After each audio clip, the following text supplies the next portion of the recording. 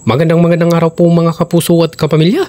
Alam nyo ba kamangha-mangha ang video na ito? Tubig na naging yelo sa ibabaw, pwede palang mabuhay ang mga isda sa ilalim nito. Wow naman, galing di ba? Isang mangingisda na mukhang bakasyonista ang nakakaaliw kung paano maging masaya sa buhay kahit mag-isa. Nakakatuwa pa kung paano manghuli ng isda dahil ang kanyang panghuhuli ay tinatawag na tradisyonal na pamamaraan o gamit ang bingwit na totoo namang may disiplina at malasakit sa kapaligiran. Alam nyo, habang nilalagyan ng ricado o inaayos at iniihaw niya ito, ang pagkakilala ko sa isda ay lapu-lapu, pero ayon sa aking pinagtanungan, ang tawag niya ay salmon.